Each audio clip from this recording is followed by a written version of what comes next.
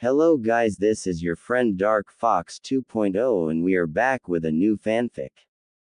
Which is What If? What if Naruto turned into the secret fantasy of every woman Sakura, Ino, Hinata, Anko, Hana, Yugao, Kurenai, Fem. Haku, Fem. Jashin, Fem. Hidan, Fu, Yugi Part 1. And if you enjoy this fanfic then please press the like button and subscribe to my channel for more fanfic like this. And now let's start the fanfic. Sometime after the Kyuubi attack.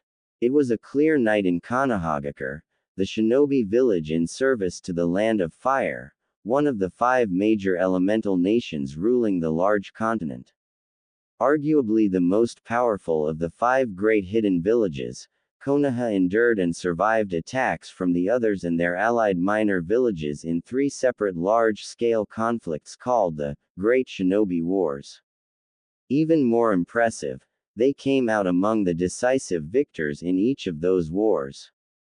Thanks to the powerful, and somewhat eccentric, shinobi in service to the village that helped secure those victories, it was a quiet and peaceful night for citizens of Konoha without any fear of unprovoked attacks from outside forces. Despite that, members of the Uchiha police force were diligently keeping the peace with their silent patrols on the streets and rooftops. In addition, the Special Operations Force Anbu, while unseen, also watched for any danger from the shadows. All whispered conversations in the shadows and drunken mumbles from a few stragglers ceased abruptly when they all sensed a growing presence in the air. Glancing up from whatever they were doing, they noted a lone old man walking down a dirty and poorly maintained street, a good sign that he was in one of the poorer parts of Konoha. He looked as if he already had a particular destination in mind, with his wizened face set in stone and his dark eyes never wavering. 4 Anbu were easily keeping pace with the old-looking man from the rooftops, slipping between shadows silently and unseen. It wasn't because they considered this man a threat like one might think. Instead, they would give their lives to protect him from any slightest indication of danger coming from any direction. This village leader, and the powerful commander of its military, was known as Sarutobi Hiruzen, or the 3rd Hokage. His large white houri with red accents flared out at the bottom as he walked, more like glided, silently down the street toward an old and decrepit apartment building. He stopped in front of its entrance gate for a moment, and shifted the front brim of his large and iconic conical Hokage hat up to glance at the fresh graffiti covering the front of the building and its perimeter wall. He sighed despairingly as he stroked his graying pointed goatee and read over the painted text. Die, demon, and go away, monster, were some of the kinder words he made out. It's already been years since the Kyuubi attack. Why do the people of this village still carry so much hatred? He thought angrily as he almost forced the creaky old front gate off its hinges, opening it, and continued onward into the building. The 4 Anbu guarding him split up, with 2 going inside after him in almost invisible blurs while the other 2 took up vantage points on the rooftop. After making his way up several flights of stairs to the top floor, he arrived at the door to the apartment belonging to one Uzumaki Naruto. The young boy was living here by himself, ever since he was forced out of the orphanage last year, and the 3rd had to give him a place to live in since no one were able to adopt him due to politics involved. As soon as he moved in, the tenants all immediately moved out, even the landlord. In all senses, it was an abandoned building slowly falling into disrepair. Only the occasional genin team hired by the 3rd himself to do maintenance on the building barely kept it from being unsafe to live in for the young boy. He raised his hand to knock on the door, having come here to check in on Naruto and hand him an envelope holding this month's allowance. Waiting patiently as the knocking echoed almost forebodingly throughout the hallway, the Hokage's thoughts began going over what had been happening to this child, not for the first time, and certainly not the last time. He couldn't help but blame himself for not being able to save his former successor, the fourth Hokage Minato Namikaze, from sacrificing himself to seal the Kyuubi into his own newborn son, Naruto, during that disaster on October 10 so long ago.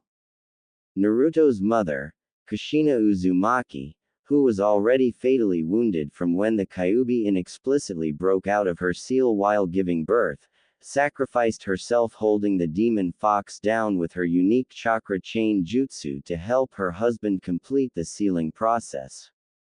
If only Hiruzen had managed to get there before the fourth Shiki Fuijin sealing ritual took place, he would have gladly taken Minato's place in the Shinigami's stomach. That would have at least allowed the young man to live in order to be able to take care of his son and protect him from those who resented his Jinchuriki status. Instead, after the deaths of Minato and Kushina, Hiruzen, even as he mourned his beloved wife's death, was forced to come out of retirement and retake the Hokage hat until another suitable replacement could be found. Somewhat regretfully, he was also forced to keep Naruto's parentage a secret, even from the child himself. Iwagakure in Land of Earth would have likely attempted to kill any offspring of Minato Namikaze, the man who single-handedly decimated a large portion of its army in one battle with his deadly techniques in the last Great Shinobi War. That would include sending assassins after an infant. The Hokage could not risk that with his village still recovering its shinobi force from the war and the Kyuubi's destruction, at least until Naruto himself grew up to be strong enough to defend himself from most adversaries. Unfortunately, due to his parentage being secret and having to be hidden among Konoha's many orphans as a legitimate ward of the village's civilian council, this left him alone to face the coming animosity. When it was leaked that the Kyuubi was sealed into this young boy, most of the village believed him to be a true reincarnation of the monster itself instead of being its container. The Hokage and many other respected shinobi did try to stem the coming storm by publicly announcing that Naruto was just a human child who had the misfortune of being chosen to carry a heavy burden. For that, he should have been viewed as a hero. The villagers, in their grief and hatred over losing their beloved fourth Hokage and many of their loved ones, ignored their pleading and tried to openly attack and kill the infant anyway. After seeing his Anbu stop so many attempts, the third became angry and passed a law forbidding any talk of Naruto being the Kyuubi container on pain of death. He hoped that the hatred would not be passed down to the child's own generation at least, though he knew that was a fool's hope at best. In the years since the attack, quite a few shinobi, like the Yamanaka clan head and the famous Hitaki Kakashi of the Sharingan, found themselves blocked in every attempt to take Naruto in thanks to the village council making it a mission to put up impassable red tapes in order to keep the child isolated as much as possible. Blinded by their hatred toward the Kyuubi, the civilian council refused to believe the child could not be the demon fox and kept finding ways to discreetly have their ward die early without intervention from the Hokage. They began by denying him even the basic necessaries of life by often having him kicked out of stores and restaurants and overcharging him for anything, even expired food. It was only luck that there were no attempts to attack Naruto outright due to the Anbu standing guard around him in the shadows almost all the time. The old man had to allow a small smile as he remembered how his most powerful, and rather antisocial, Anbu, recently promoted to commander, was quite protective of the cute and innocent infant back then. The Hokage, in all his power, could not do much as there weren't any evidence that the council was going behind his back. Instead, he could only watch over Naruto from afar as the child continued to be more isolated from everyone in the village. Even the children his age avoided him due to their parents warning them to stay away from him without any explanation. The old man was brought out of his grim thoughts by the cold silence that followed his knocking. It unnerved him somewhat, since he felt this wasn't due to the stillness of an empty apartment. His shinobi senses, refined by age and experience, told him this was unnatural. To confirm, he waved a hand and two anbu seemed to melt out of the walls on both sides of the door. They immediately went down to one knee where they stood in salutation to their leader. Has Naruto-kun left the apartment at any time tonight? Hiruzen asked the dog-masked anbu with gravity-defying silver hair kneeling to his right. This particular anbu captain was called Inu or, more famously, Hitaki Kakashi of the Sharingan whenever he wasn't wearing his anbu mask. No, Hokage-sama. He entered the apartment mid-afternoon and hadn't left since. Before that, we followed him through his usual routine. Aside from eating lunch at Ichiraku Ramen, nothing of interest happened today. Inu replied quickly. The Hokage seemed to contemplate this for a moment before the Anbu added. But, he seemed out of it. I think he's depressed. A small shiver went down the third spine at this observation, and one thought went through his mind out of instinct. It couldn't be. It should be impossible for a young child to think about that. He immediately pointed his index finger at the door and four anbu, the two guarding Naruto plus the two that followed the Hokage into the building, quickly surrounded the door with two on each side. Inu, on the right side, picked the lock almost instantly and slowly opened the door. When it tapped fully open against the wall, all four masked shinobi quickly zipped into the apartment with a textbook criss-cross entry procedure. The Hokage, walking calmly but decisively, then immediately followed them in. The first thing he noticed was the deep darkness and the unnatural quietness permeating throughout the entire apartment. Even if Naruto was sleeping, shallow breathing should have been heard at least. Inu and his partner were standing in the unlit kitchen to the left and the other two anbu took positions in the empty living room to the right. After a quick scan, all five noted some dim light leaking out from under the door to the bathroom down the hallway opposite from the entrance. The third desperately hoped that the young child was just taking a bath and ended up falling asleep. Inu shattered that hope into a million pieces. Hokage-sama, I smell blood. So, much of it? He whispered haltingly with his uncovered eye widening behind his anbu mask. Not wasting any time, the third, with speed not seen by any for years, blurred to the locked bathroom door and, using nothing but his natural strength, easily ripped it off the frame with a thunderous crack of its cheap plywood construction around the hinges. Tossing the door aside with the anbu immediately moving up behind him, Hiruzen prepared himself for what was beyond, and still could not contain his shock. Blood. If one had to describe the horrific sight the Hokage and the anbu saw in the tiny bathroom in one word, it was simply that. There was so much of that viscous life-giving liquid covering nearly every inch of this enclosed space in large splatters and blots. The cheap tiled floor was covered wall to wall with a thin sheen of bright red color, because the water overflowing from the bathtub diluted the blood. Also, next to the tub laid a rusty and chipped kunai, apparently discarded by a random shinobi long ago. It was nearly covered handle to pointed tip in that viscous liquid as well. It was at this moment that the third made the grisly discovery. A blood-soaked blonde boy was slumped down in the tiny bathtub filled to the brim with red water. His eyes were closed and his face was deathly pale with shallow cheeks.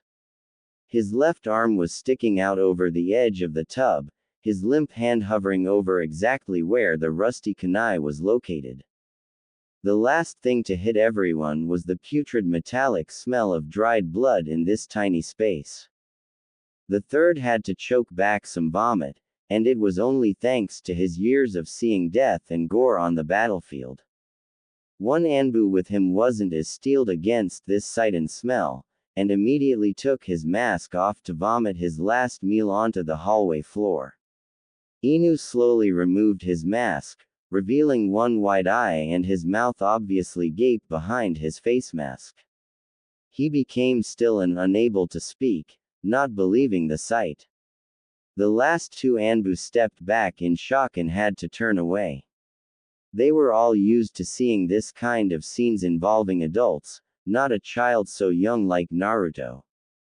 Snapping out of his shock, the Hokage quickly moved to Naruto's still body and scooped him out of the bathtub, getting blood everywhere on his white and red haori, not that he even bothered caring. He cradled the small and fragile body to his chest as he checked for a pulse.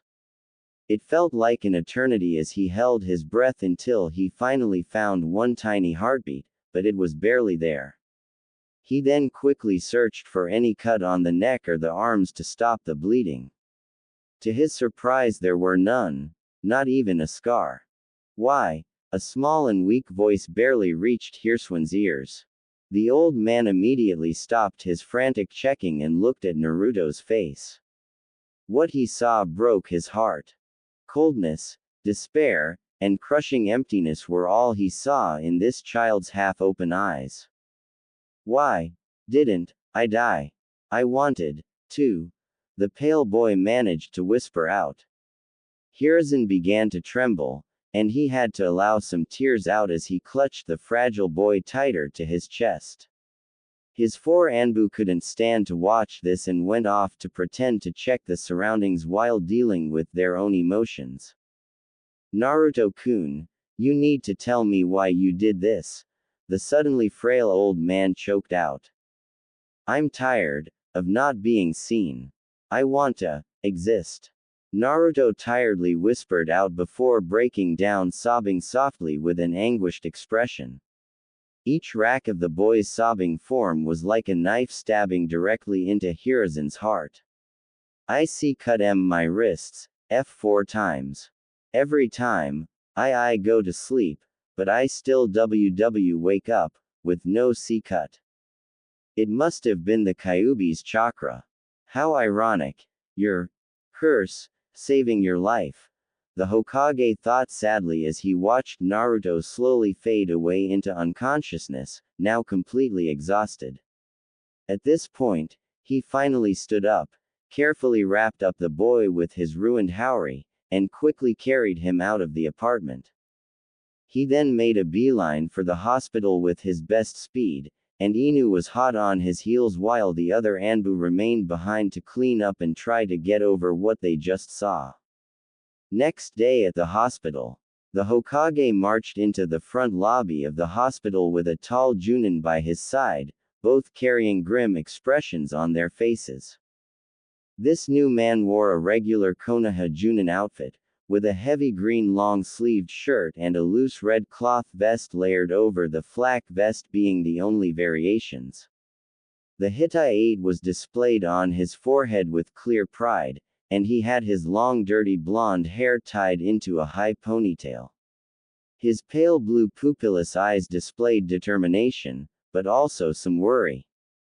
The receptionist gasped and stood to greet them with a nervous expression. A stern hand gesture from the third implied no greeting was necessary as the two men walked past the stunned woman to the stairwell. Upon arriving at the correct floor, they continued briskly to Naruto's room that was currently under heavy watch with two guards at the door and an Anbu hidden in the ceiling inside the room. The Hokage immediately dismissed the guards with a gesture. As they entered the room, he then waved his hand to allow the Anbu to appear from the ceiling. It turned out to be Inu. Glancing at each other briefly, all three men then had a quick look at Naruto in his hospital bed. He still looked pale and unconscious. A small and pained intake of breath from the new man was the only sound anyone made. While the blonde Junin stood still staring almost despairingly at the patient, Inu and the Hokage immediately set to putting up several security seals around the room. After a moment of tense silence, the Hokage finally spoke up. Yamanaka Inoichi, what happens here never gets past these four walls. Is that understood? The answer was a grim nod from the now identified head of the Yamanaka clan, and one of the top experts in mind arts. Now, I wish to thank you for discreetly taking care of the Anbu who were with us, as well the doctor who was here last night. I doubt they would miss the memories anyway, and we absolutely have to keep this to as few people as possible, the Hokage offered with a sad smile. I wouldn't want to remember this either if I had a choice, Hokage-sama. To think this child is the same age as my daughter, Inoichi trailed off as he stared sadly at the feeble blonde boy sleeping peacefully in the bed. This was the child he and his wife wanted to adopt since birth. He felt red-hot anger flare up inside against this village's civilians for impeding them so much, and had to work to remain calm. The third nodded before turning toward Inu. Inu, would you like to have your memory from last night altered? The Anbu slowly took his dog mask off to reveal a man with one lazy-looking eye, the other was covered by a small black eye patch designed to fit inside his Anbu mask. A dark blue spandex face mask covered the bottom half of his face all the way up to his nose. Hitaki Kakashi shook his head in response. No, I need to remember this, Hokage-sama. It'll encourage me to make sure he's better protected from now on, he replied in an unusually serious tone for anyone that knew him personally. The third nodded again with a sad smile before turning back to Inoichi. Inoichi-san, as we have discussed before, I would like for you to go into Naruto-kun's mind and completely remove any trance of the past 48 hours from his memories. Then go back to the time he just left the orphanage and work from there to the present, altering some events he encountered in subtle ways that may help him feel a little better about himself. Even random acts of kindness from non-existent strangers will help. As for why he ended up here, an accident involving him hitting his head should work and explain the foggy memories he may have after this. If you wish to object about any ethical issue with this, now is the time to do it, and I will note it in the report that I'm making for Hokage's eyes only. Inoichi shook his head. How could he object to this? No child should ever have to think about committing suicide. He then walked over to Naruto's bedside and pulled up a chair so he could sit comfortably as he dived into the boy's mind. Upon reaching up to the boy's forehead with his hand, the Hokage decided to give the clan head a warning. Be careful, only Minato-kun knew exactly how the Kyuubi's seal works, and you may encounter the beast in there. If you do, give it a wide berth and try your best to fix the memories. It should not be able to harm you, but it may attempt to speak to you. Be wary of it. Inoichi only hesitated for half a second before touching his hand to the boy's forehead. The closing of his eyes and slight slumping of his shoulders were the only signs he had successfully entered Naruto's mind. The Hokage sighed as he sat in another chair. I hope this works, he mumbled as he and Kakashi watched over the two blondes. 2 hours later, Inoichi blinked awake as he removed his hand from Naruto's forehead. The Hokage and Kakashi looked up at this movement, and they were surprised to see the blonde Junin shoot up out of his seat with his body trembling from unbridled rage. How dare they? He growled out quietly before exploding. Those bastards! How dare they? He roared before slamming a fist on a nearby wall, cracking it a little. Afterward, he had to work to regain control and managed to calm down a little. The Hokage and Kakashi were stunned to see the normally calm clan head fly off the handle like this. They decided to give the blonde a minute to calm down more. Did you see anything notable? Hiruzen finally inquired after an eternity of tense silence. Nothing. Absolutely nothing, Hokage-sama. Inoichi bit out. This odd statement confused the other men. That's the thing. This young child was never attacked. The worst they ever did physically were selling him bad food and throwing him out of stores and restaurants. Apparently they didn't see the point of directly harming him since it would most likely mean their death due to your law. The Hokage nodded for the blonde to continue. Inoichi let out a pain-filled sigh as he stared down at the unconscious Naruto with trembling eyes. They just acted like he didn't exist. They ignored him and cursed him anywhere he went. The only times he actually got positive attention was whenever he saw you or ate ramen with a middle-aged man and his daughter. He has been dealing with that ever since the first memory he could remember. I wonder which is worse, physical harm or having your entire existence cursed and denied anywhere you went. The Hokage's expression slowly became grim as he began to understand what the clan head was getting at. Kakashi was now glaring intensely at a particular spot on a wall. After a moment of silence, the third finally spoke up. Do you think you did enough alternations that his mental state might be improved after this? It's hard to say, but in my study of his mind, he was so desperate for attention that a single encounter with a kind stranger boosted his belief in his existence exponentially. I created and scattered several encounters like that throughout the past year and altered some of the negative events he encountered to have somewhat better outcomes. I even put myself in one of the new memories so he would feel comfortable talking to me if he sees me again around this village. I will likely introduce my daughter to him to be friends at that point. The civilians will object to seeing these two together, the third stated calmly. They all can go to hell for all I care. Inoichi snarled in response, before taking a breath to continue calmly. My wife and I have allowed ourselves to be pushed around by them and their red tapes whenever we tried to adopt young Naruto. We've dealt with it long enough, and if we cannot go that route, then we will involve ourselves in his life another way. It's not like they can legitimately order Inohime to not be friends with him. The Hokage nodded in response. I couldn't agree more. I will support you and whoever goes this route fully. Did you do anything more in his mind? I couldn't because I'm sure he'd notice. I believe when he wakes up, he should be in a better mood. Even then, I still hope he will become friends with my daughter and the others.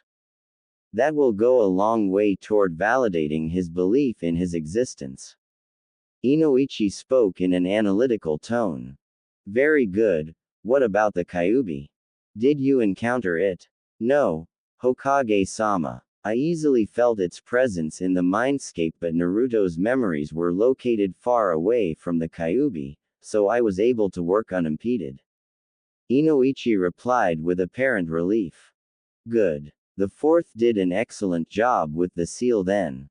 Now, I need you two to understand why none of this leaves the room. The Hokage began with a firm gaze at the two men before continuing.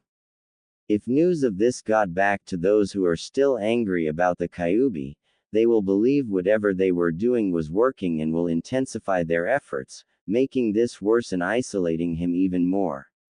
I do not want to see a repeat of what I've seen the night before. Naruto-kun and suicide should not exist together in the same sentence. I know you believe this as well. The other two men nodded in firm agreement. The third sighed before putting his hand up in a half-ram seal and whispering, Kai, to release the security seals in the room. Inoichi slowly rubbed his palm on the young blonde boy's forehead with a sad expression before it changed to one of full-on determination. He then excused himself to leave. Kakashi, sensing that Naruto was coming out of his sleep, decided to put his dog mask back on and return to his hidden position on the ceiling. Hiruzen calmly straightened out his Hokage outfit a little bit before taking a seat next to the bed. It wasn't long before the young blonde began to stir and yawn, as if he was waking up from a long and fulfilling night of sleep.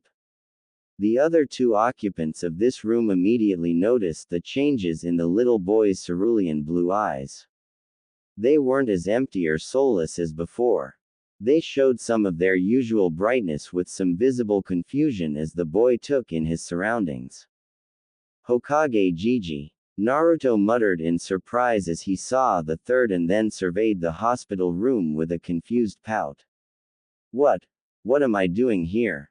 Did something happen? Sarutobi Hiruzen, the third Hokage known as the famed god of shinobi, and the professor, was suddenly stumped and silently cursed his stupidity at forgetting to ask Inoichi for details regarding the supposed accident that had the boy land in the hospital.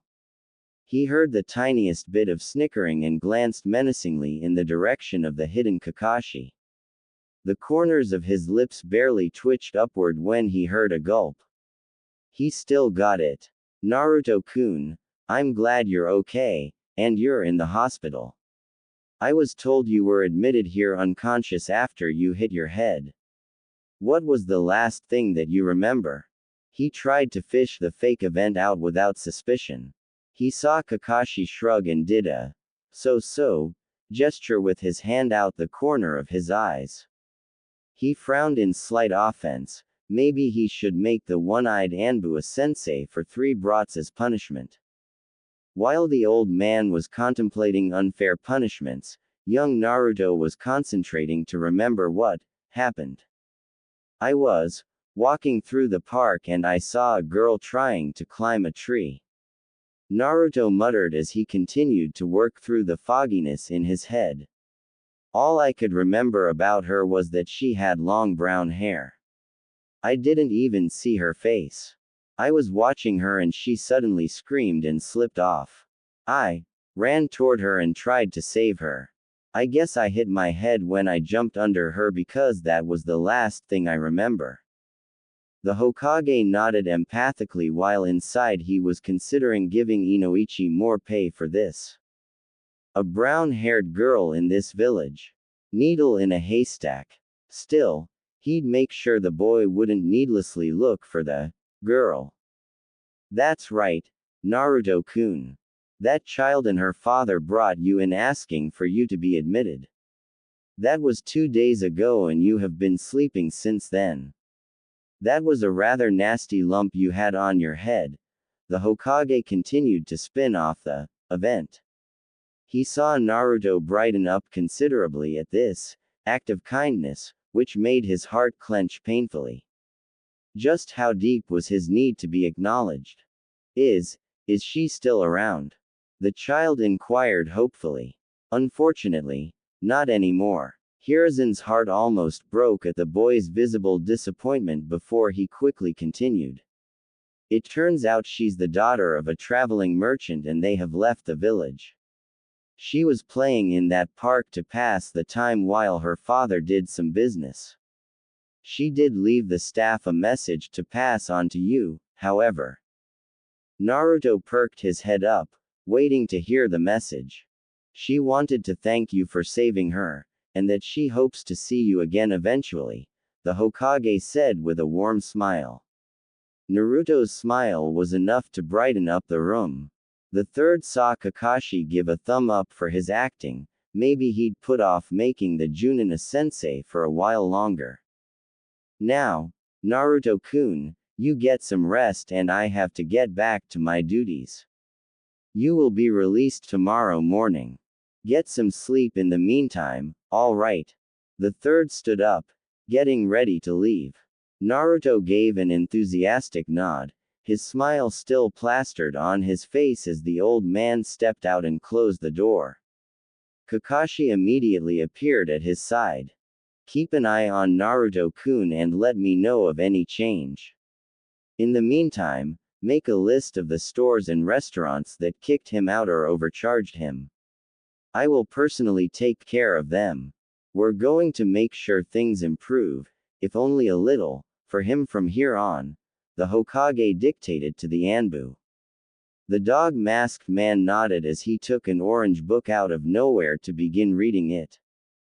The third suddenly put on a grin with a small blush on his cheeks.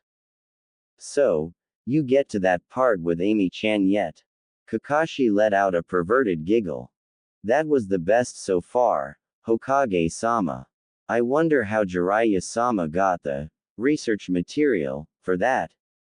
Suddenly, the temperature in the hallway chilled a few degrees. Both men note this and looked around to see several angry female nurses and patients glaring at them as if they wanted them to combust on the spot. The two men gulped and quickly shunshined out, lest they suffer the women's wrath. Back in Naruto's room, the still smiling boy let out a long sigh as he watched the Hokage close the door. His fake smile faded like a wisp from his face as he leaned back into his bed.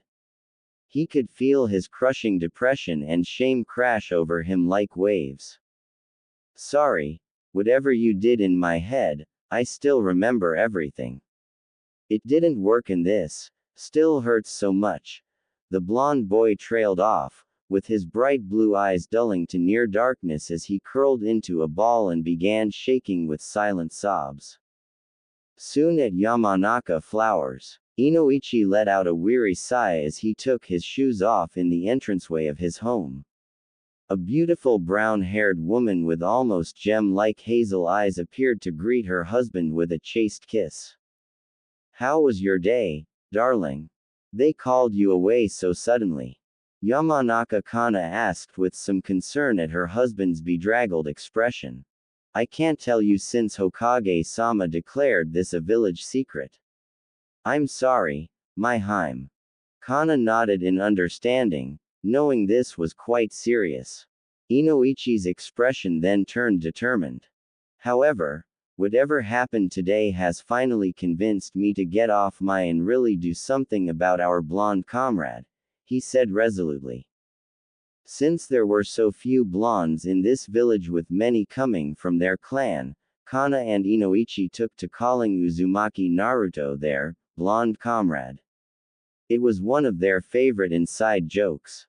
Kana was surprised to hear this and frowned. She was sharp enough to know this secret had something to do with Naruto if Inoichi just brought him up out of the blue, and that it was bad enough to shake her usually composed husband up. She was coming to many conclusions, all of which she didn't like at all.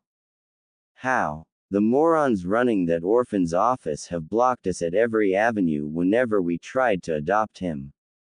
If only Hokage-sama would just use his power to force it through.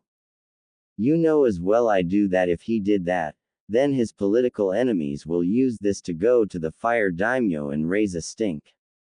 The Hokage may be in charge of the village, but the daimyo still carry more power than him. He's also a civilian and will likely side with those bastards if they present a convincing argument. All this will result in his Hokage-sama losing political credibility and power. As much as I want to do something for young Naruto, we can't risk this with that old war hawk Danzo chomping at every bit.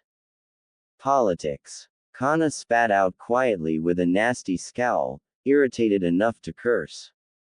Inoichi smiled and put his hands on her shoulders to kiss her forehead, getting a pleased hum out of her. All we can do is bide our time and wait for the opportune moment. Shikaku and Shuza definitely do not like this either, and neither does most of the other clan heads, too, he muttered before smirking ferally. Which is why when the moment comes, and it will, we'll attack ferociously. Danzo and the others will not be able to do anything, and they'll be lame ducks before long. Kana grinned devilishly and hugged her darling tightly around his waist. You know that kind of talk is a big turn on for me, she murmured lowly before kissing him softly. In the meantime, the adoption route isn't working. We'll have to go another way, the blonde man declared as he moved out of the embrace and stepped into the living room. What are you thinking? The brunette asked softly at his side and saw that he was gazing lovingly at the living room's large bay window overlooking the street in front of their ground floor flower shop. Sitting on its cushioned surface was an adorable young girl with shoulder-length pale blonde hair staring out at a lone cloud high in the clear blue sky. She was swaying her head gently side to side and humming a nonsensical but happy-sounding tune. Friendship, Inoichi declared quietly with a prideful expression he reserved only for their beloved daughter. Hana grinned even more devilishly than just a moment ago as she hugged her darling's right arm tightly to her ample chest. "That brain of yours is why I married you, my darling," she whispered into his ear seductively. Her husband grinned roguishly down at her, making her shiver with excitement. "Only that, my beautiful Haim. I suppose your devastatingly handsome looks and wonderful personality are nice bonuses too." They chuckled, getting one young Yamanaka Ino to stop her humming and turn her head to find her parents standing in the living room's doorway staring and smiling at each other in a way that usually resulted in her having to leave the room for some reason. The cute blonde girl frowned briefly at the couple for interrupting her super awesome fun, singing time with their adult things, and turned back to follow the lone cloud with her striking pale blue eyes. She began humming again with a bright grin. She never bothered to notice her parents sneaking away for a small dose of their own fun. Land of Wind. At around the same time in Sunagakur, the shinobi village protecting Land of Wind, one 8-year-old Sabaku no Tamari was walking down a street with her family. She had dirty blonde hair done up in 4 separate ponytails, giving her a unique hairstyle easily recognizable by many. She wore a simple but expensive-looking dark blue kimono that brought out her teal eyes, and she was carrying a small ornate fan in the sash. It was a memento of her deceased mother. Sabaku no Karura passed away after giving birth to her youngest brother, Gara. Tamari still never forgave her father along with the 2 elders of the village council for the circumstances that led to her beloved mother's death. On her left was her 7-year-old brother, Konkuro. He had brown hair, wore a simple t-shirt and cargo shorts, and he had a nice face. He would have an easy time getting women to notice him in the future if she didn't have to wonder about his growing obsession with creepy puppets and makeups. On her right was her brownish red-haired father, the Yondaime Kazekage of this village in his full Kazekage robes. Despite his somewhat short stature, there was no denying the power that radiated from him. His ability to draw out and control gold dust from anywhere in the environment around him was the only reason the village hadn't gone bankrupt in the years since its massive losses in the Second Great War. All this was also in spite of the Wind Daimyo beginning to send more missions to their current ally, Konoha, due to its lower rates. Next to her father on the other side was her youngest brother who just turned 6, Gara. He was basically a mini version of the Kazekage, with short and shaggy dark red hair and the same blank expressions on their faces. They even shared the same black rings around their light green eyes, making them look somewhat like raccoons. He wore a simple black full-body suit with a white tunic draped over his right shoulder and wrapped around his waist. He also carried a small gourd, full of his near-sentient sand, on his back. Everyone on the street gave the family a wide berth. Tamari knew it wasn't out of respect for the family, who were basically royalty in this village. It was because they feared Gara due to the fact that he was the host of the Ikibi, or one-tailed beast, named Shukaku. At the urgings of the elders and the council, the Kazekage tried to increase the quality of the village's shinobi force to attract more business from the Wind Lord by sealing the Ikibi into Gara still in his mother's womb. This led to complications during the childbirth, resulting in Karura passing away as she held the tiny and frail Gara. Tamari gritted her teeth at the memory. Since her mother's death, the family became broken and dysfunctional. Tamari and Kankuro barely managed a tiny semblance of a sibling relationship while living in constant fear of their youngest brother's occasional psychotic episodes. Their father became cold and distant, deciding to focus all of his attention on the village instead of his children. The worst off from that death was Gaara himself, however. Due to his sentient sand controlled by the Aikibi inside him, other people feared him and kept away from him. At first, Gaara wanted to make friends, but his sand kept accidentally hurting and killing some people. The longer this went on, the more desperate the red-haired boy got until he was finally broken some time ago by the betrayal of his caretaker, his mother's brother Yashimaru, the only one to ever show him compassion in his lonely existence.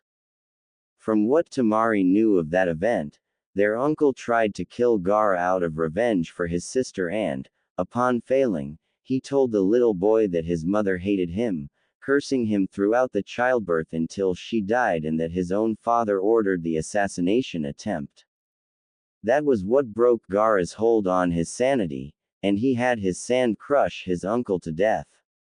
He then swore to live only for himself and went around validating his existence by killing at will. Since then, the village feared and hated him even more. Tamari let out a sigh. How did her family become this up? She didn't even understand the reason for this walk together.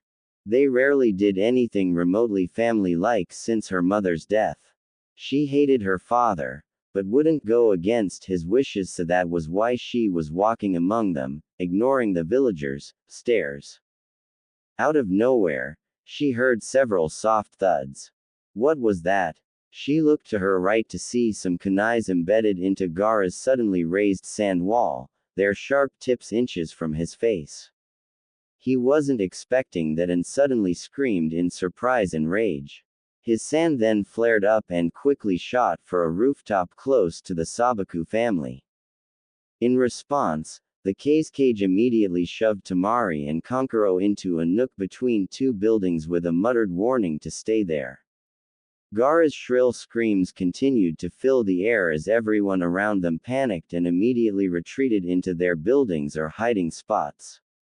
The last thing Tamari saw before entering the nook was Gaara's sand dragging a surprised Suna shinobi down off the roof of a nearby building by his leg, his face frozen in terror. The blonde girl noticed offhandedly that the cage had already taken his stance calmly, almost too prepared for this sudden attack. It was as if he had been expecting this. As she hid in the nook with Kankuro with her whole body trembling at the rising killing intent in the air, she instinctively wrapped her arms around her similarly trembling brother in a feeble attempt at protection. It wasn't long until Gaara's screams stopped. After a moment of hearing the soft sounds of shifting sand and groaning, the two children almost considered peeking out of the nook to see what was happening. That notion was immediately shot to hell. Loud and blood-curdling screams of terror and agony filled the air, and the two poor children trembled even more. Tamari could smell the scent of urine coming from Kankuro, but she paid it no mind.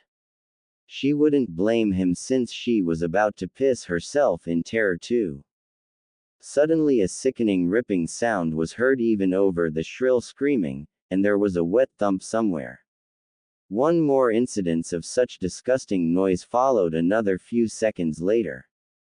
The agonized screams were no more by this point, so the third ripping sound, longer and even more revoltingly wet this time, was burned into Tamari's memory forever with total clarity. Trembling, she finally spared a glance at what she could see outside the nook. There was nothing but an empty and dusty street from what she could see. She would regret her decision to look outside a moment later when she saw an apparently discarded corpse suddenly land in front of the nook with a wet thump as if it was a gift to the children trapped inside. Only that it wasn't a whole person.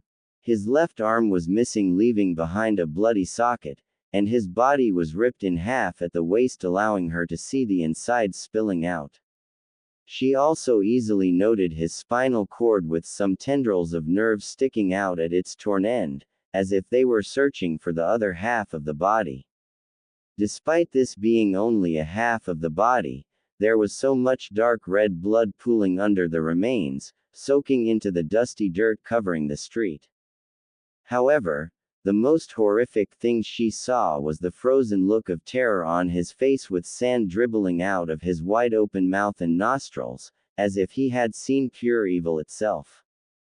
Taking this sight in, she finally let her bladder control go and opened her mouth wide in a silent scream as her body instinctively prevented her from making any sound in pure self-preservation.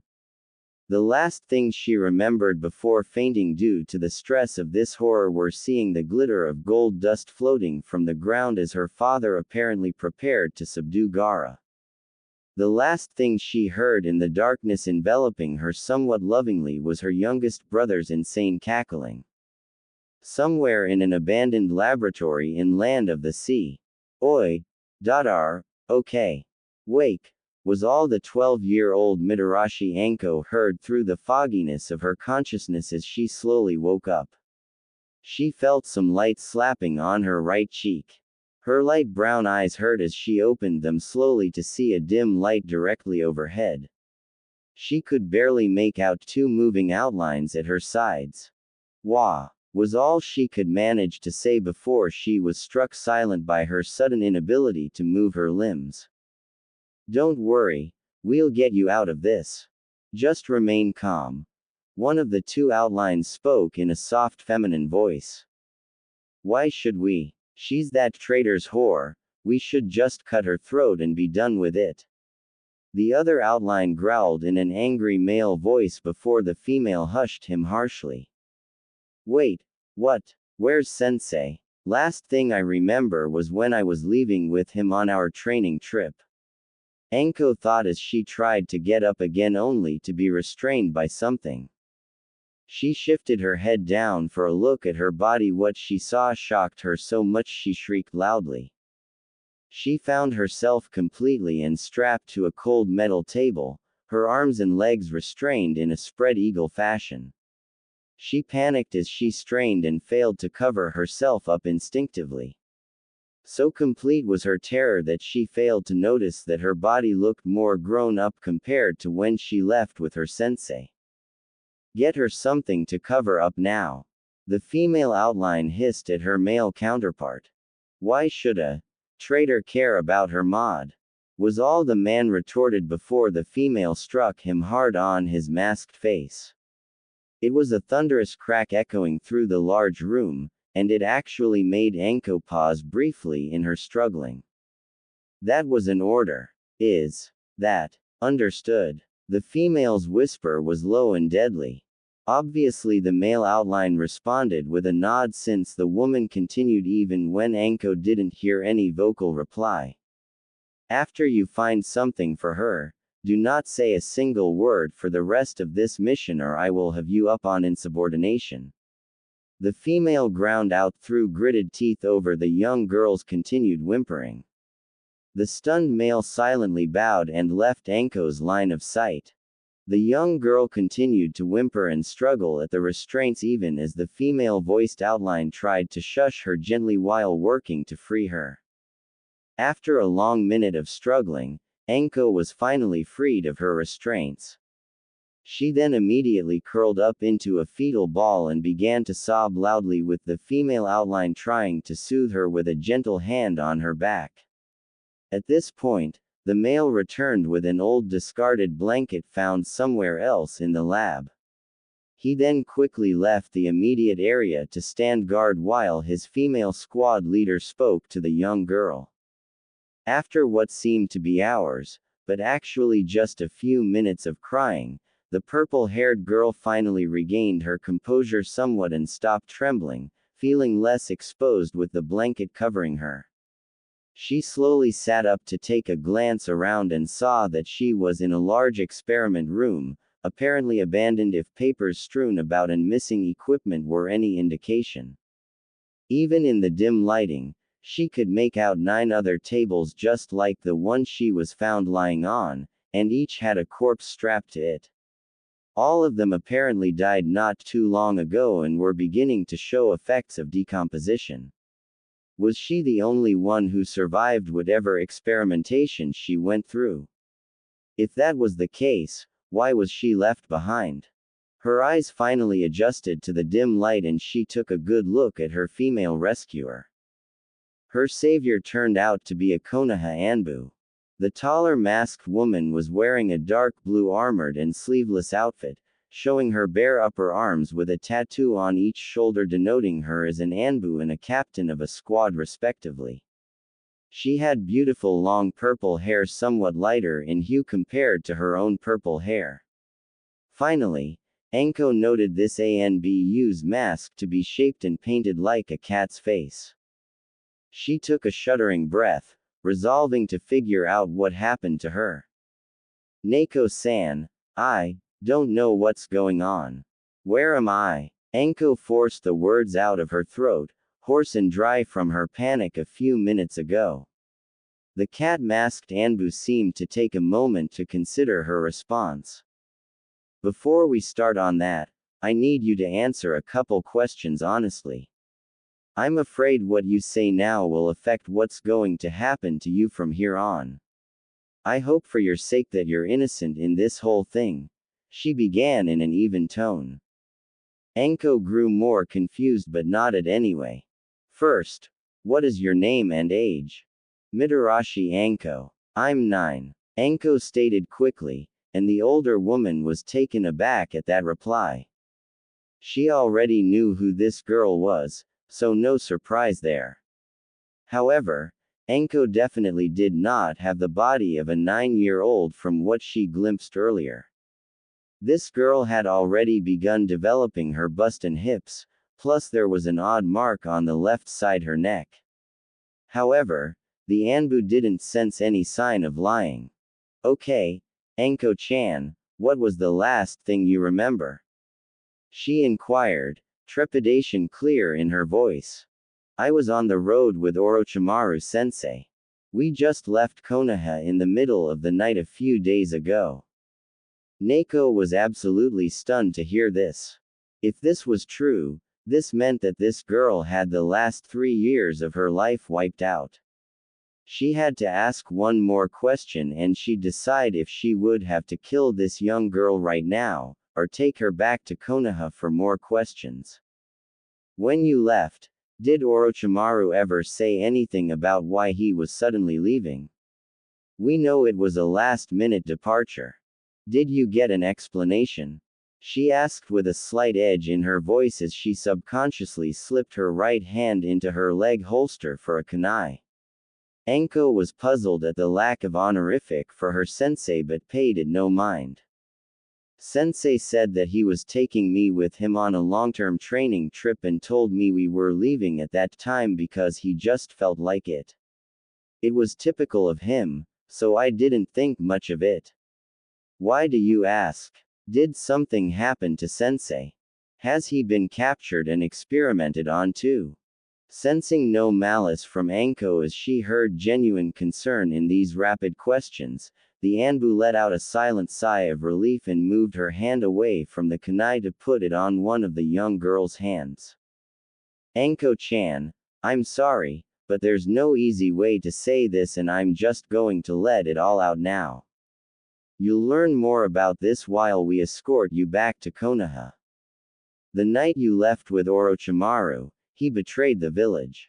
He was caught doing inhumane experiments on kidnapped villagers and shinobi. He then escaped from Hokage-sama and Jiraiya-sama, and must have taken you along at the very last minute. He then apparently fed you lies about his reasons for leaving.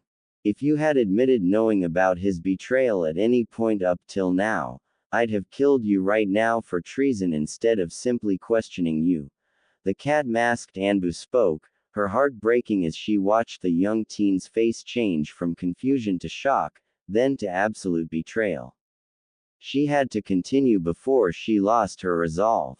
That's not all. He apparently thought of you as an experiment, not his student, because he used you in whatever this was. This room is part of a laboratory complex that the intelligence division believed to have belonged to Orochimaru. We were sent to investigate here, and that's how we found you. You're the only one alive in this entire place. Anko's expression continued to break down as her light brown eyes began to leak tears nonstop. Lastly, it's been 3 years since Orochimaru's betrayal. You're not 9, you should be around 12 now. The Anbu quickly got out as she watched Anko spiral into total despair with sympathy. The young girl couldn't believe it. Her sensei, the one she looked up to and admired for years, used her and threw her aside like a piece of trash. She lost 3 years of her life. Worst of all, she's been associated with a traitor, and she now felt dirty and tainted. After a few minutes of trembling and sobbing, she turned her despair into pure and unrestrained rage. I'm going to kill that son of a. She suddenly cried out at the top of her lung, unable to bear the pain of what felt like red-hot fire growing throughout her body as she clutched futilely at the strange mark on her neck. She slumped back onto the table and started thrashing all over it in pure agony. The shocked Anbu tried to hold her down and immediately stuck 3 of her fingers into the girl's mouth, preventing her from biting her tongue off in this pain. She then noticed the strange mark on the girl's neck glowing red, and it seemed to be wriggling around a little. Another loud scream of agony ripped through the abandoned base and the sea surrounding it. Konohagakure, the Hyuga compound. The large Hyuga clan meeting hall was where the elders and leaders of both main and branch families met to discuss any issue about the clan or the village. Right now, it was filled to near full capacity with many members of both branches awaiting news about a special event happening now. The young clan heiress Hyuga Hinata was one of the many members kneeling properly on the well-polished main floor, her hands clenching tightly at the fabric of her richly appointed lavender kimono as she willed herself not to run away from the harsh scrutiny of her older relatives. The reason why she was nervous was because she was left alone, away from her parents who usually protected her from those that hated her shyness and gentleness. These were traits apparently unbecoming of a Hyuga heiress in the eyes of the more arrogant and prideful members of the clan.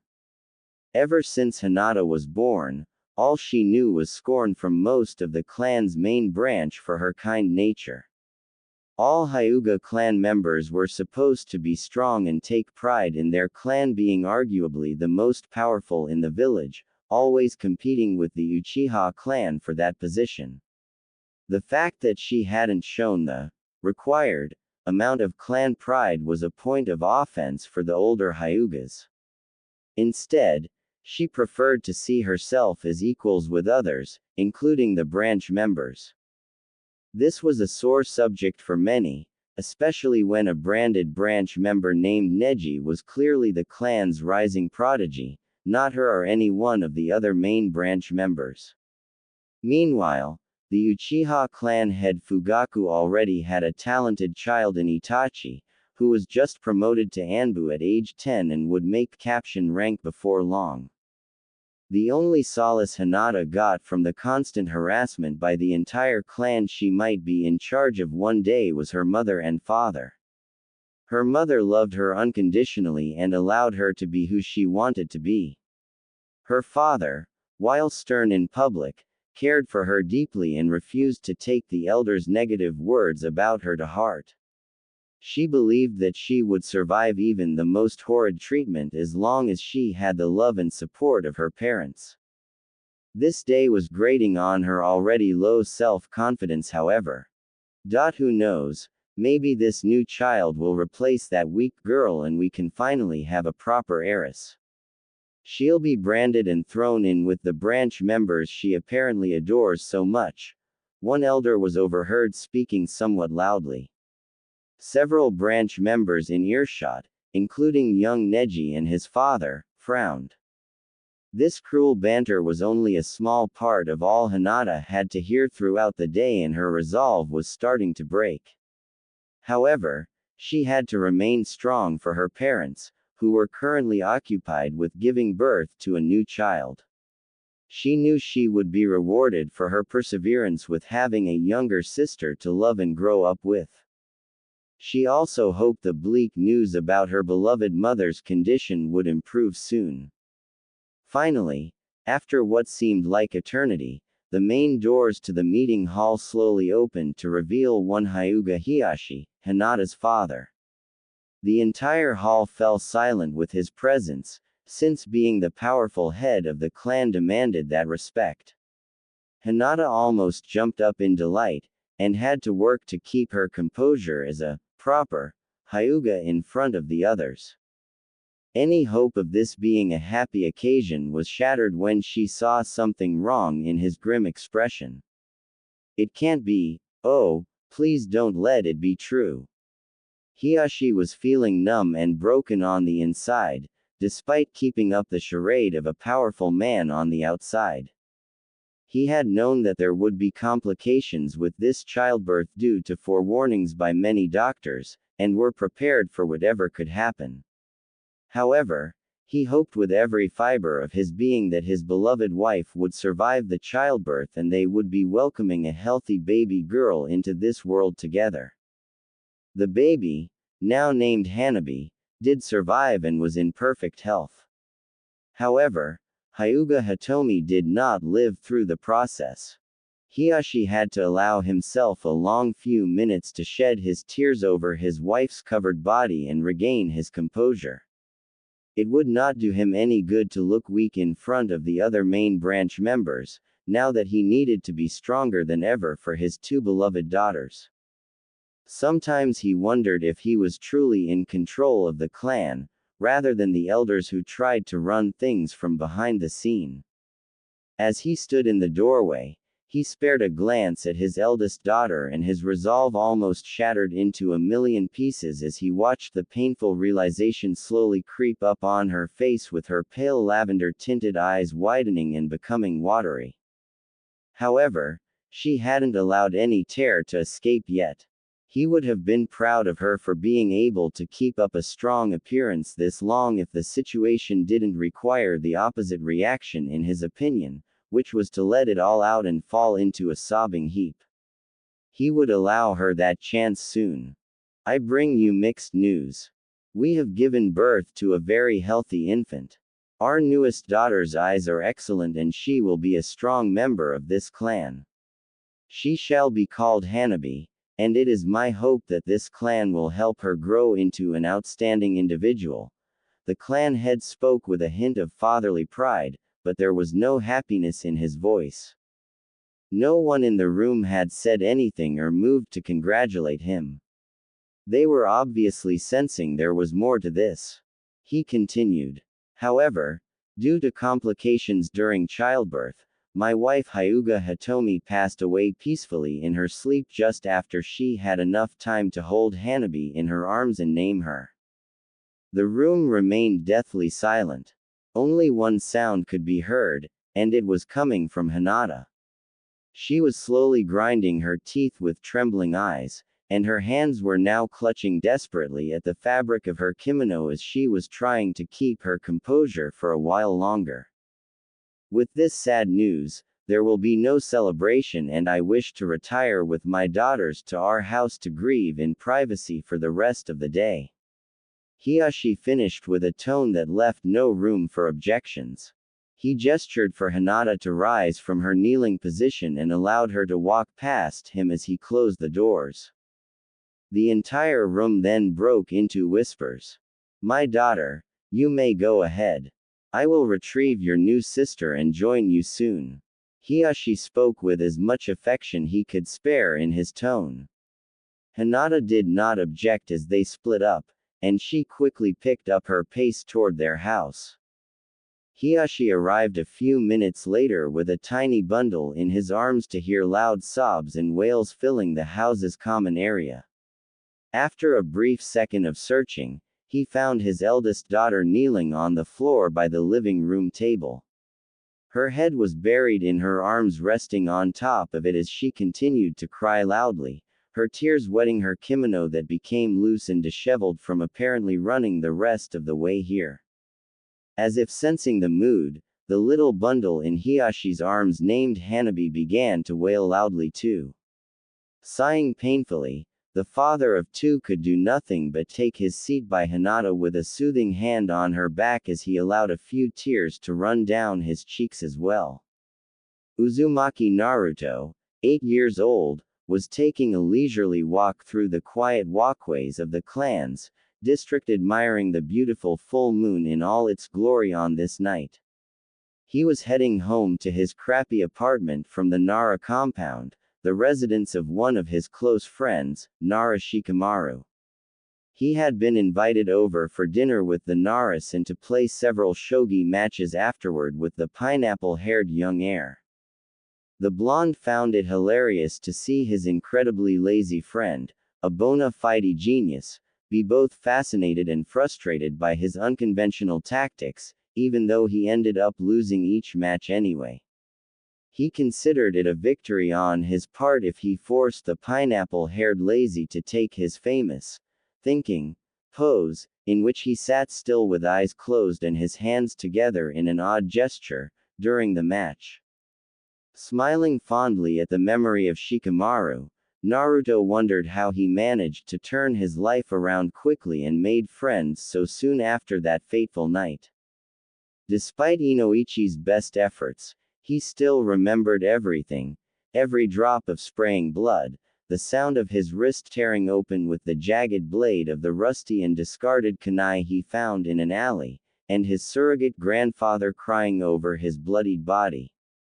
He had no idea how, but he knew as soon as he woke up that the memories planted in his head were fakes and the real ones remained. The fake events were just foreign objects in his mind that he recognized immediately. Naruto could have thrown a huge fit with the Hokage for messing with his head, but he understood why upon seeing his surrogate grandfather's anxious face. The third simply wanted the young boy to be well and happier. He then did a better acting job than the Hokage ever did to the old man's fears about his mental state.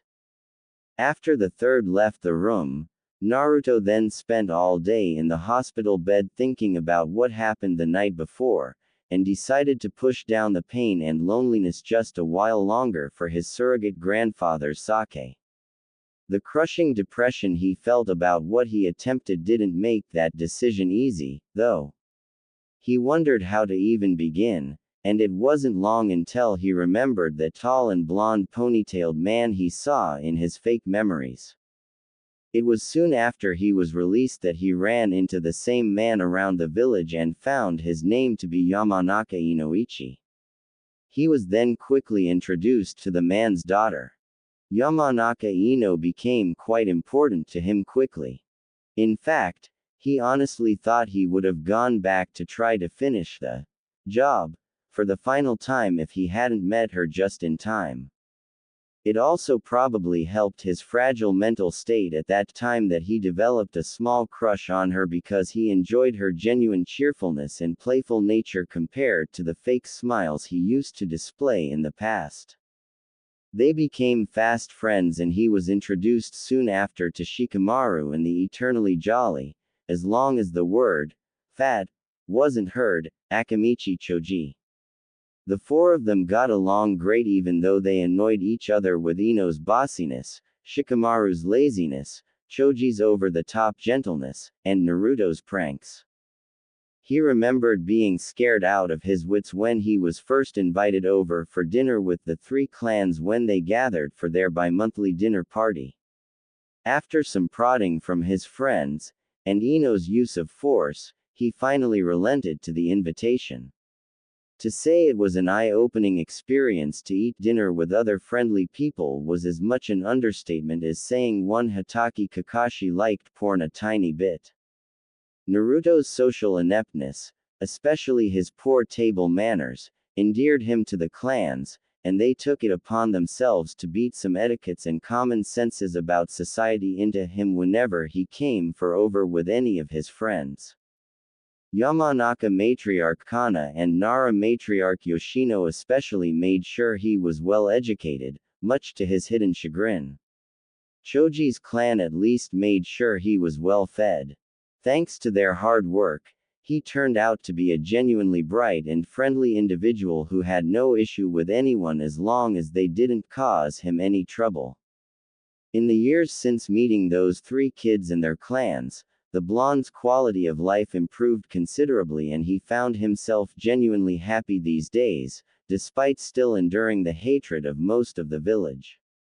Despite all that, it still took him a long time to truly pull himself out of the depression and guilt that came with trying to take his own life.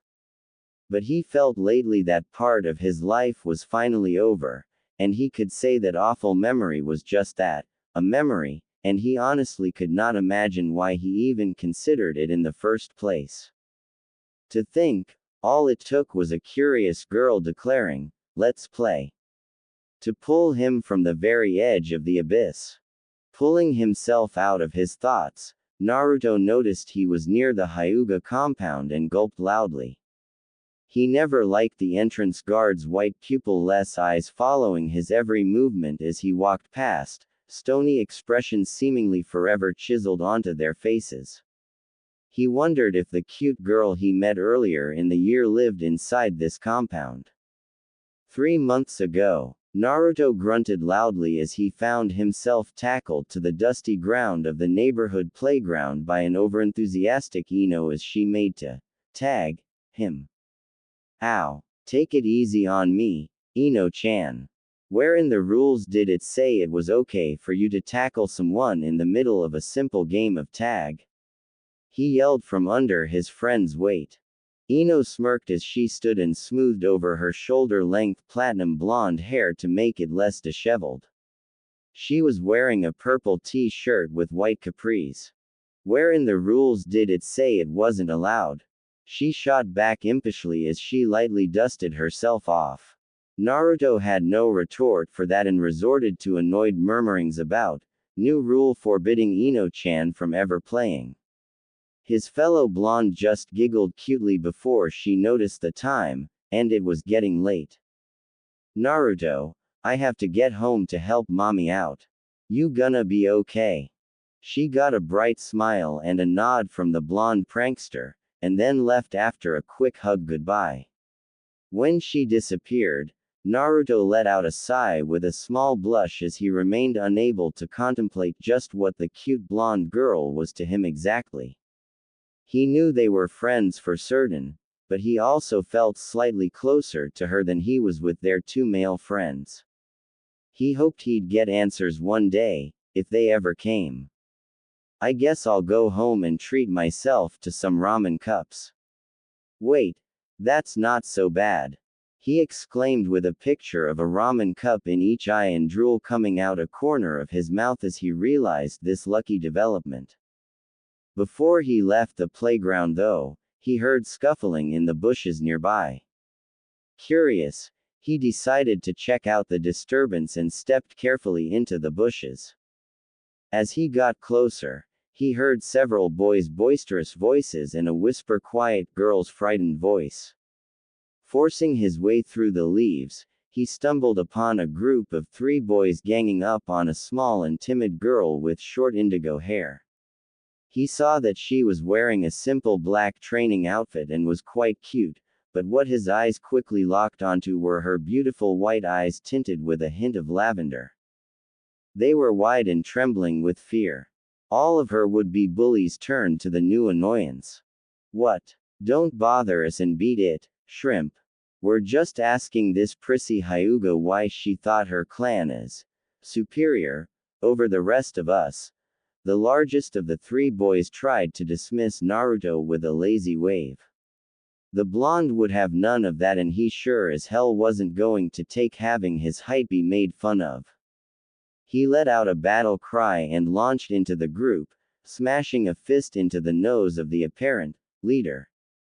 A few minutes later found poor Naruto bruised and winded as he laid spread eagle on the ground with the bullies, having grown bored with him and the still untouched Hyuga girl, leaving to find something better to do. The timid girl stared at the heaving form of her blonde savior in wonder for a moment, and gathered the courage to speak up. Anyo, I'm sorry you had to jump in. It's because I'm weak. The girl forced her words out in a tiny and stuttering voice Naruto had to strain to hear. After a moment of catching his breath, the boy slowly rose to his feet and dusted himself off a little bit. After another moment of tense silence, he finally spoke up. Don't worry, strong or weak, I won't stand for seeing someone hurt if I can help it, he declared with a foxy grin and a raised fist. The girl's cheeks reddened considerably upon seeing the grin. She wanted to know more about this boy, but before she could introduce herself. Milady, it is time to return. A deep male voice echoed throughout the forest. The girl's pale eyes widened before she reluctantly bowed and left. Naruto shrugged this off and began making his way home once again, wondering about that girl. He thought she was as cute as Ino, and seemed very nice if not a little weird. It wasn't long before he forgot about the incident thanks to the power of ramen. Present. Naruto made it past the two Hyugas guarding the main gate and was walking along one of the compound's long perimeter walls. He realized it was already almost midnight according to the bright full moon overhead. Wow, that last shogi match took longer than I expected. As he walked in silence, he heard scraping of feet on a rough surface, likely roof tiles, but it was barely there. He doubted any other human could have heard this without chakra enhancement. He learned one day that he was blessed with heightened senses compared to other people because he was always the first to sense anything long before others noticed. He just never realized this until he was finally spending time with his peers and noticed his senses weren't exactly the norm.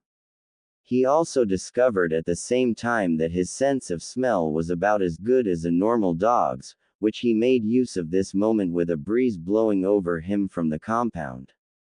He sniffed the air deeply and caught a slight hint of lavender. Was that a fresh shampoo scent? Naruto narrowed his blue eyes as he scanned his surroundings. The scraping and scuffling sound was getting closer, likely from the other side of the wall. Deciding to follow his instincts, he pressed his back up flat against the compound wall to try to blend into the shadow it was casting from the moonlight. The scent of lavender became stronger as the scuffling got closer. Then it all fell silent.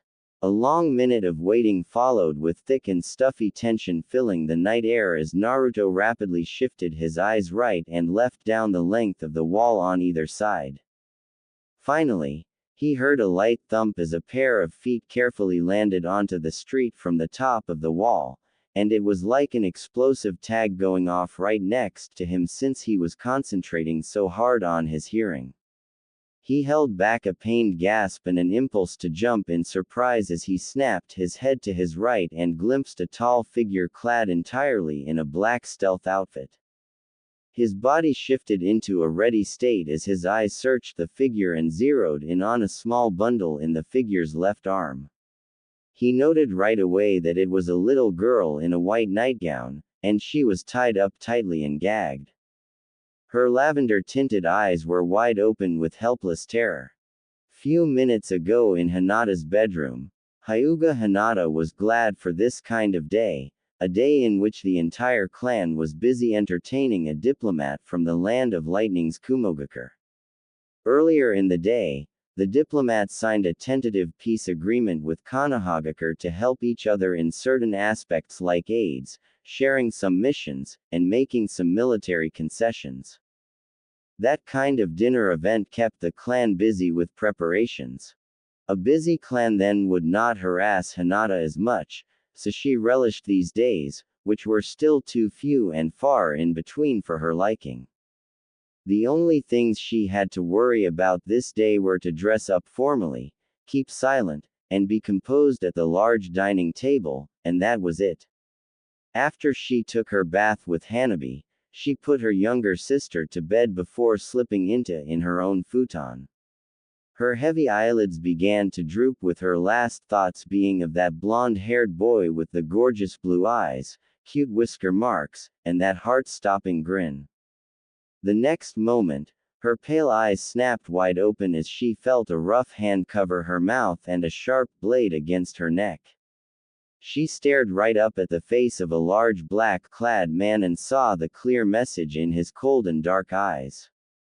Make a sound and you die. Her entire body froze at once and she couldn't breathe. So complete was her terror that she barely noticed being pulled out of her bed, then tied up and gagged quickly. She only registered bits of the scenery changing as she was carried under the assailant's arm from her bedroom to the compound's rooftops, too terrified to think about anything. It was only when, upon landing on the walkway outside the compound, she locked eyes with a pair of striking blue eyes floating in the shadows by the wall nearby that she came to life.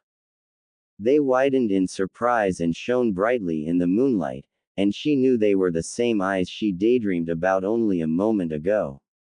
Somehow, she felt her terror abiding, and unconsciously began to struggle. She fully realized now what was happening and decided she didn't want to be taken away from her father and sister, and would do anything to prevent that now. For some reason, she didn't want to just give up in front of these blue eyes. Naruto saw the girl begin to struggle after they locked eyes. He immediately recognized her as the indigo-haired girl he met 3 months ago and gritted his teeth. This was a bad situation and he knew he was no match for that black figure. He didn't smell a single trace of this man, a good sign of an experienced shinobi. He would die before he even got the first syllable out if he tried to alert someone, but he had to save that girl. Naruto would be the first out of anyone to know that if she disappeared, she would suffer greatly. Having been through so much already by now, he wasn't going to allow that to happen to someone else if he could help it. As he watched carefully from his hiding spot, he noticed the shinobi was growing frustrated with the girls struggling, and was getting quite distracted. This was his chance as he took a steady breath and reached for something he happened to glimpse lying on the ground by the wall. The black-clad man was growing irritated with the Hyuga girl struggling in his hold. Since when did she instantly grow a backbone? He gathered from observing his primary target at the dinner earlier tonight that she was a cowardly and submissive girl. He thought she was going to be the easier of the 2 Hyuga females to kidnap for his secret mission in an effort to acquire more Kekkei Genkei carriers for Kumogakure. His disguise as a diplomat was a ruse in order to study the security of the Hyuga compound up close so he could attempt the snatch after he returned to his hotel room. What would happen to the young girl and the shitstorm that'd come when news of this got out, he didn't care. He was happy to serve the rakeage, and could almost taste the glory and fame that came with being the one to bring the famed Byakugan to his village. Whop! That was the last thought he had before he heard a loud fleshly smack and felt pure agony like no other, even in his long career as a shinobi, fill his entire body all at once, pain so great he almost swallowed his tongue in shock. He barely noticed that this ungodly pain originated mostly from a certain pair of balls hanging between his legs. The last thing he saw before his eyes rolled up toward the top of his head was a long piece of stick wedged tightly between his legs. Why is it there? A young blonde boy almost had to wince in sympathy as he finished taking a full-strength swing with the long and thick stick that he found nearby into the man's completely unguarded family jewels from behind. The nin slowly sank to his knees with a strained groan as his arms instinctively reached for his prized treasure, dropping the tied-up Hyuga girl in the process. Naruto was waiting for this and caught her before she hit the ground. At that moment, they locked eyes again and he saw tears of relief and joy dribbling from the girl's beautiful eyes. He ripped the gag out of her mouth and she immediately buried her face into the boy's chest with happy cries of thanks. His cheeks warmed up at the praise in close contact. However, he had no time to think on this since the man would recover quickly. "It's all right. I'll get help for you," the blonde assured as he used some effort to carry the tied-up girl as far as he could from the man, who was still in a quivering heap. He then inhaled in all the air his considerably large lungs were able to take. "Ooey. That guy in black's touching the pretty Hyuga girl in weird places," could be heard echoing throughout the entire village of Kanahagakure. In an unrelated matter, all fathers of young girls suddenly felt compelled to check in on their precious daughters at this time, just to be sure. Hinata was stunned into silence with mixed feelings about this. She was blushing at being called pretty, but she was also embarrassed by the possible misunderstandings about having been touched in weird places, whatever they were. Naruto only had to wait one whole second before he heard the thunderous crash of someone smashing through a solid wall. That was immediately followed by a man's loud and terrifying roar of pure primal rage from inside the compound walls. "Where is my daughter? I will slaughter you like an animal." The entire compound lit up at once, and Naruto had to snicker. He figured something like this would happen after years of dealing with Ino's father and his overprotective nature. Apparently, this was something only a father and a daughter shared. With his sensitive hearing, he heard thundering footsteps zeroing on this location fast. Good, he and the girl should be able to get out of this uninjured. You goddamn brat. I'll kill you." Startled, Naruto quickly turned around and instinctively pushed the tied-up girl onto the ground behind him. He only had enough time to see the man in black standing on shaking legs, with one hand clearly wrapped around his abused nuts and the other outstretched in front, before he felt a small twinge in his chest and heard a wet squelch. He then heard the girl cry out in terror from behind. Why was she screaming like that? At that moment, a tall and enraged pale-eyed man with long straight black hair leapt over the wall and landed between the two children and the surprised black-clad man. If it wasn't for the seriousness of the situation, it would have been hilarious to see a man of high nobility standing barefoot and bare-chested on the walkway in his white silk pajama pants, shredded and dirtied by his alternative to using a door just a moment ago. Not to mention his wild and disheveled hair. "You." The new arrival growled out wrathfully as he caught sight of the kidnapper. Before the black-clad man could get a word out, the Hyuga man snarled and charged at the assailant with his Byakugan blaring. In under a second he struck multiple times with fatal precision as all chakra-enhanced strikes were aimed at the forehead, throat, lungs, kidneys, and heart. It was all over so quickly when the black-clad man fell, already dead, into a broken heap with so much dark blood pooling underneath that the moon reflected off it easily. Naruto had to admire the way that powerful man quickly dealt with the kidnapper. This man also had to be the girl's father too, from the relief clearly displayed in his eyes upon seeing the girl safe and sound, if only tied up for the moment. Though the blonde couldn't understand why they changed to extreme alarm upon shifting their gaze to him. Before he could say anything in greeting, his head instantly became light, his eyelids felt heavy, and it felt like he was falling slowly to the right. He didn't understand this, he should have been perfectly all right. Was this why the girl behind him was still crying out in anguish? He watched rather than felt as his body hit the ground in slow motion, first with his right knee, then his hip followed by the shoulder, and finally his temple tapped against the cold pavement of the walkway. He couldn't fathom why he wasn't able to move his limbs anymore now. Finally, after a moment of panicked confusion, he used all his waning strength to glance down at his twining chest and finally found the cause.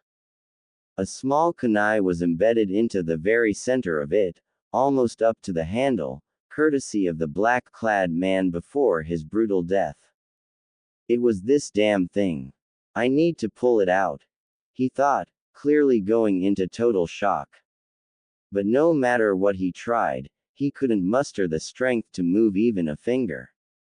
He needed to remove this bothersome thing so the girl wouldn't have to cry any longer than necessary. His eyelids drooped even lower, despite his best efforts to keep them open. He felt himself being gently turned and laid on his back. He finally took a good look at the Hyuga man that moved him. He looked like a stern and stoic man. However, at this time, he could see clear concern in the man's pale eyes with the veins bulging around them. He also could hear the man's quickened breathing, apparently trying to work on his grievous injury. He also glimpsed the tear-streaked face of the cute Hyuga girl he just saved standing behind the man, apparently freed from her bindings now. Please, you need to stay alive. The pale-eyed girl cried out in anguish as her entire body trembled at the sight of so much blood gushing from the young blonde boy's chest. That was when it struck Naruto as his breathing became shallow and his throat began to flood with blood, making each labored breath that escaped sound like a wet gurgle. His wound was definitely fatal. There was no coming back from this one, he was sure. He didn't even feel anything as he watched the man quickly pull the kunai out with a wet snick, ripped his shirt off, and wadded it up to apply pressure to the gushing wound. The man then shouted something unintelligible at some far-off location, apparently addressing other people that must have arrived recently. Naruto's last sight was the heart-wrenching vision of the indigo-haired girl's tear-streaked and grief-stricken face, still desperately imploring for him to stay alive with her beautiful lavender-tinted eyes. His last thought came before total blackness took him. Damn it, I'm not coming back from this one, and this time I don't want to go. Talk about irony. I wanted to be able to grow up and protect my friends, but I guess I won't be able to do that now. At least I saved that cute girl. That was better than most people could do. Hinata and Hiashi, get any of our physicians here now, and make haste. I want this child kept alive. Hiashi shouted at the group of Hyugas gathering nearby as he kept the pressure on this child's gaping wound, with no trace of his usual composure present.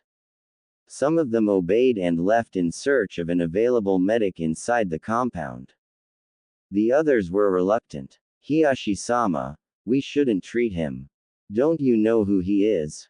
We can finally get rid of this brat. An older Hyuga man was cut off as he choked under Hiashi's impressive killing intent directed toward him. Finish that word and I will gladly have Hokage-sama execute you for breaking the law. This brat saved my daughter from being kidnapped and most likely a fate worse than death at the risk of his life. I owe it to him to keep him alive. Enough of your bullshit and be gone with your ineptitude.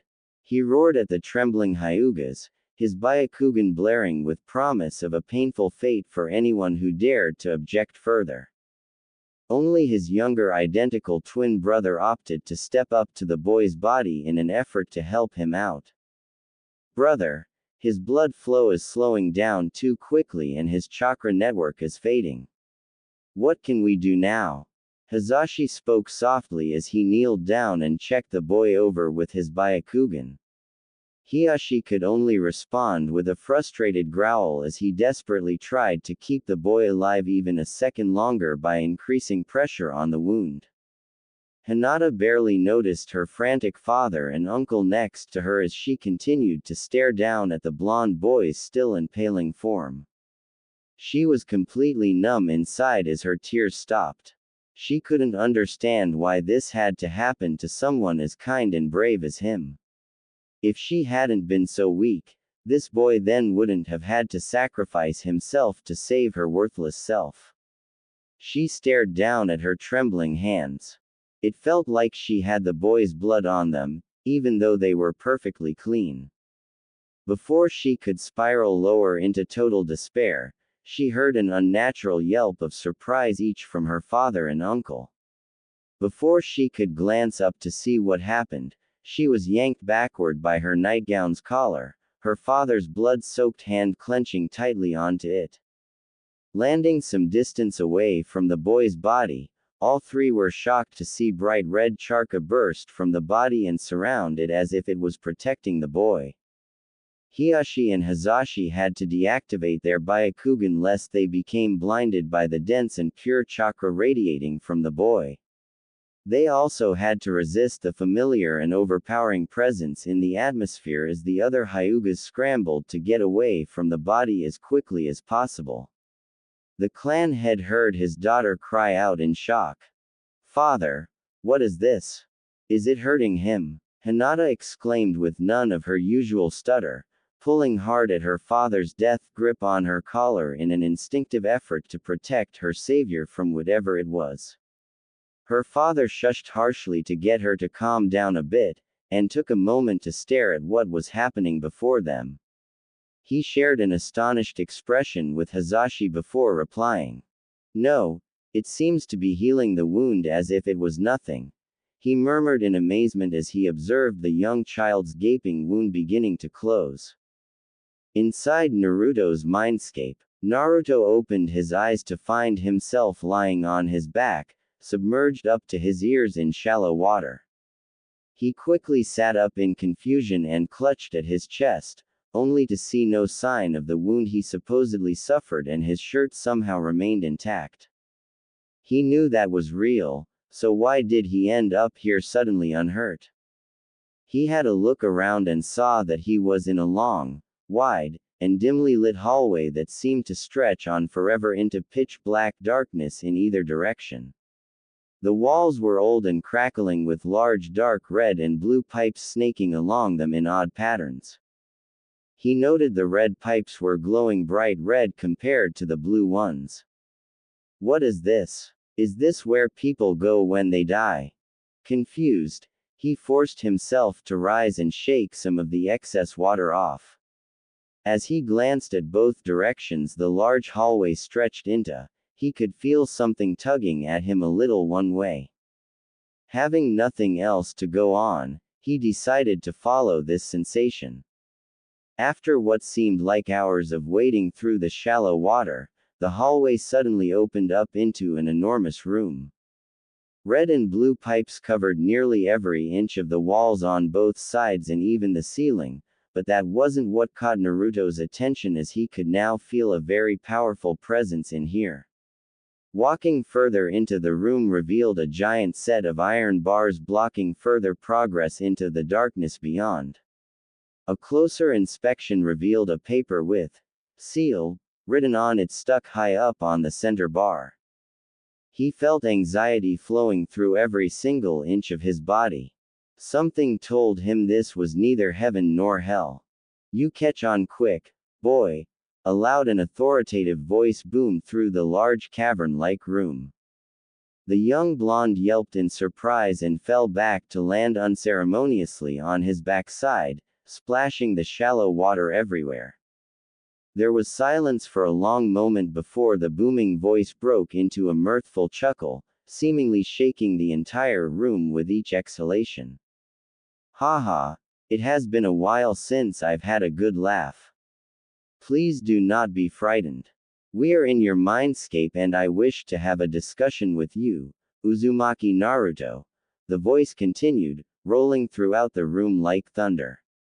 It took a moment for Naruto to regain his composure at hearing and feeling the presence beyond the iron bars. "Oh, okay, but may I ask for your name since you apparently know mine?" The young boy carefully inquired upon the mysterious presence. He heard what sounded like a pleased growl. "Respectful, I like that. I will tell you my true name soon, but for now, I'm afraid you know me by another."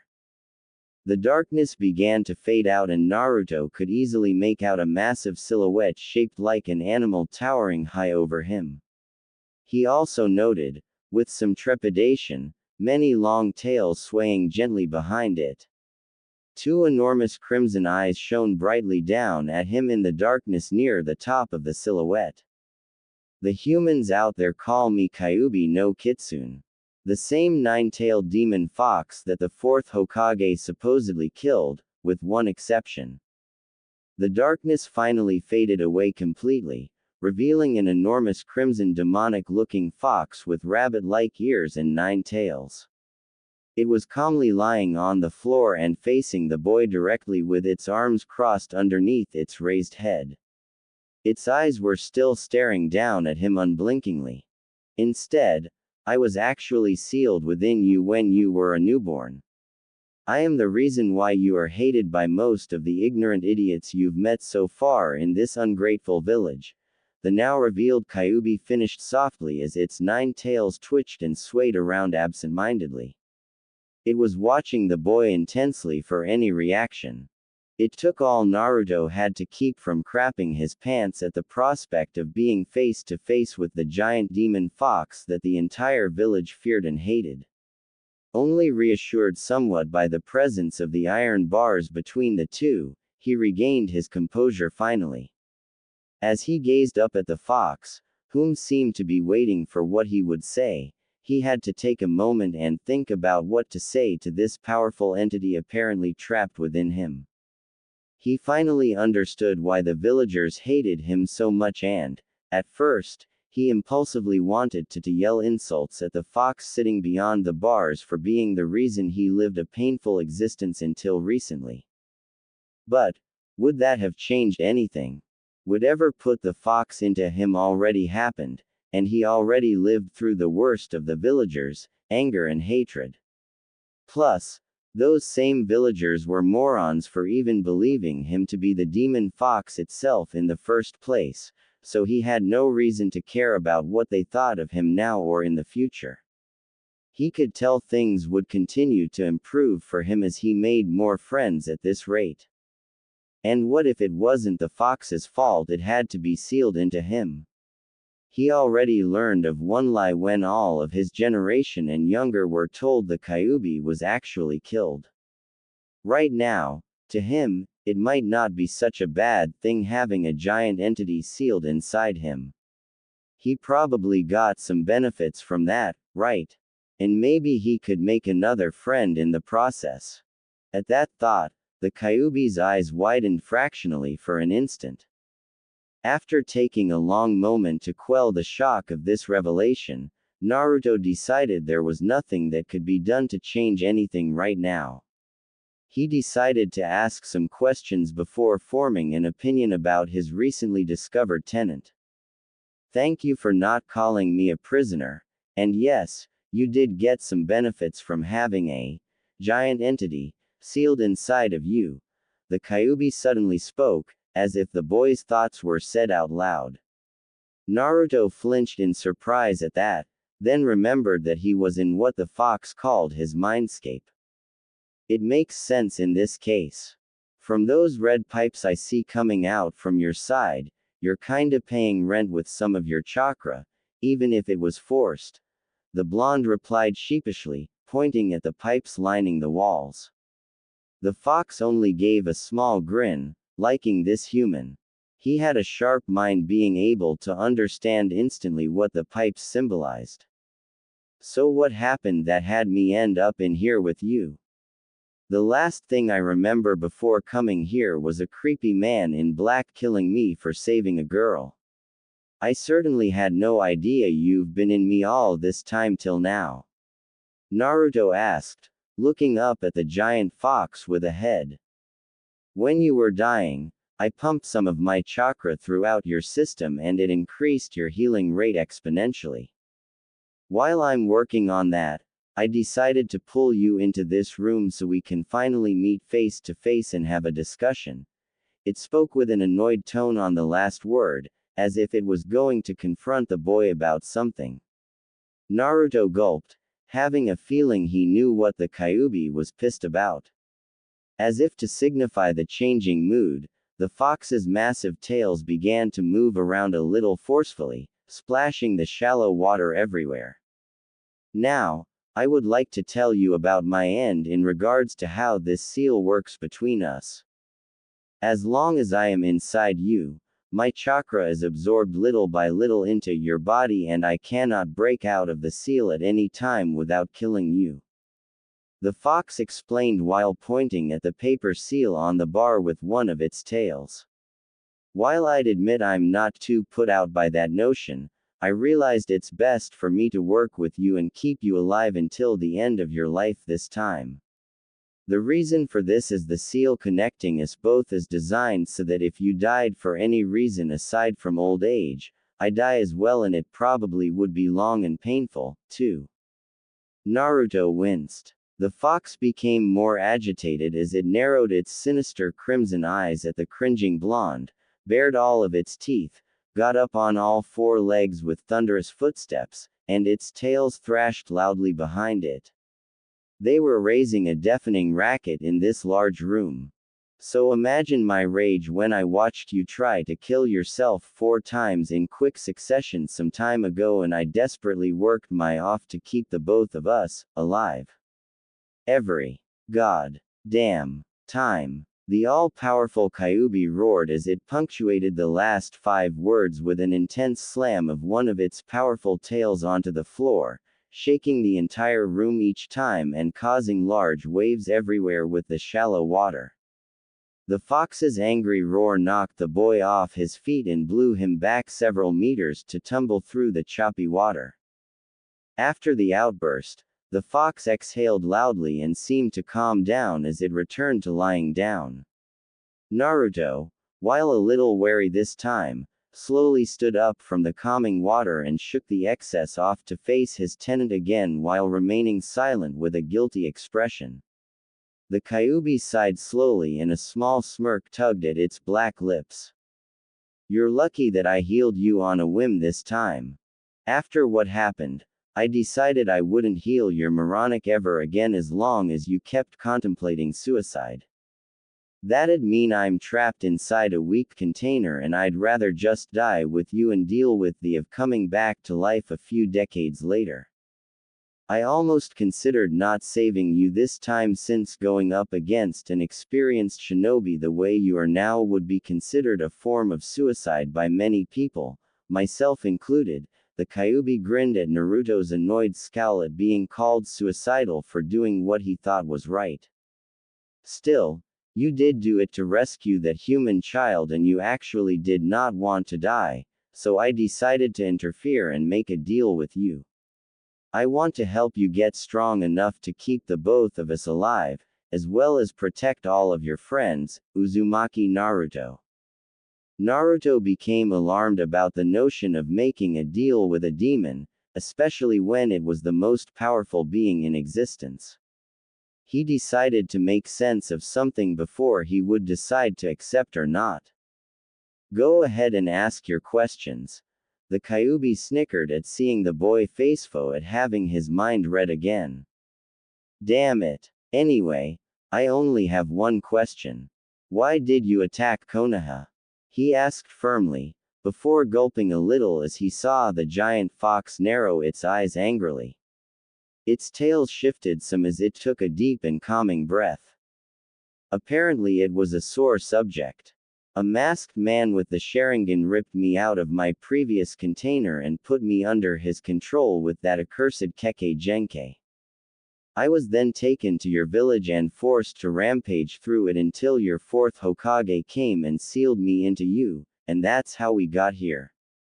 I should warn you that man apparently needed my power for something far beyond simply rampaging through some human village, at least before he was stopped and released his control over me just before I was resealed.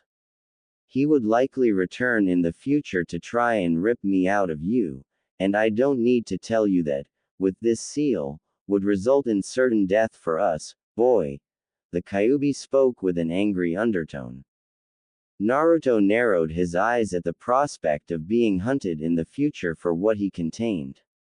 He decided to move on and worry about that later. That's all I need to know for now. I'm going to be fine with being your partner on this then. The Kyuubi was surprised at this boy's carefree attitude about making a deal with a demon, even though it wasn't really one, at least in the strictest sense of the term, in the first place. Aren't you going to ask what the terms were on this deal, at least? Fine, I'll listen to the terms. As long as none of them has you stepping out of me and going nuts on this village, they should be reasonable enough. Naruto replied as if he was wondering why they were wasting time on this. The Kyuubi rolled its eyes. I'll tell you anyway so you won't bitch at me in the future about anything that comes up. Now, your benefits in this partnership are that you receive all of my help in making you much more stronger like a container of the Kyuubi no Kitsune should be. That includes, but is not limited to, physical training, learning to control your chakra efficiently, receiving my fire affinity and several of my own personal fire jutsu, my knowledge of tactics and strategies, genjutsu, taijutsu, kenjutsu, and the ability to control your own tailed beast transformation after you've trained long enough. I will also help you with most of the genjutsu cast upon you by dispelling them with my own charka. If you begin now and work hard, you should be strong enough to get on even ground with the strongest people I've seen by the time you reach the age of 18. The Kyuubi had to hold back a smirk at seeing the boy's expression of wonder and amazement. I have 4 terms of my own in this partnership. First, you unlock all of your senses to me so I can see, hear, smell, taste, and feel whatever you come across in the outside world since it gets boring in here. A simple agreement between us is all the intent it should take for the seal to allow me to actively link up with you. Up until now, I could only find out things about you by reading your memories.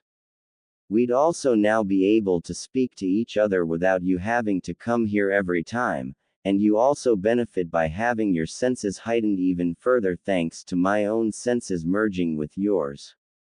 Either of us can still cut the link for some privacy if needed. Why should I care about my privacy if I'm going to trust you? Believe me, when you get older, you'll want all the privacy you can get, the fox retorted with a snicker. The blonde just his head in confusion, but shrugged. Sure. Let's agree to that. It sounds like a great help for us both. The Kyuubi grinned. So be it. We should be able to link up now. Indeed, they both felt something shift slightly in the air around them, as if some unknown force just responded to their conversation non-verbally just now. Next term, I would like for you to fix this mindscape so it isn't such a shithole to live in. It only takes a little bit of concentration to be able to change anything in this place with your mind, so I'll help you with that when we have time. This will help improve your training exponentially when you come in here to train your mind and chakra while your body rests at night. Naruto immediately responded with a sharp nod, having no objection to that. Third term, this one you may have difficulty accepting but you must do this. It's for both our sake or the deal's off, is that understood? The fox spoke with a serious gaze, and Naruto gulped. The fox's expression suddenly switched from serious to clear amusement as it held 2 fingers up. You must limit your ramen intake to only 2 times a week. It said in a sing-song voice that did not match the rows of sharp teeth as it smiled, baring them all. Naruto face-faulted, clearly tricked by the serious atmosphere just a moment ago. The fox was enjoying the look of utter horror creeping up on its container's face at the prospect of actually having to eat his beloved ramen like a normal person should. What the hell was with that sudden change, fox? And why the hell do I have to cut down on the food of the gods? The fox once again bared its sharp teeth in a wide grin that looked purely demonic, and the boy involuntarily gulped. I may be viewed as a demon, but I am also based on a fox. It's my nature to enjoy jokes and tricks. You will provide plenty of entertainment by the way. The Kyuubi had to chuckle at Naruto's indignant, "Boy." Before continuing. "You should be glad I'm actually allowing you to eat any. This so-called food of the gods you love and trust so much is the primary reason you're a shrimp for your age." The fox spoke bluntly, holding its right hand up to show its pointer and thumb with very little space between them, as if to denote smallness. Naruto got a tick mark on his temple at the sight. "I can help you craft a strong body from here in combination with your extreme physical training, but I can only do so much without proper nutrition. It was a good thing you still occasionally visit your friends for dinner lately aside from your 5 meals of ramen every day, otherwise you'd have been a malnourished prawn at this point." The fox finished with its pointer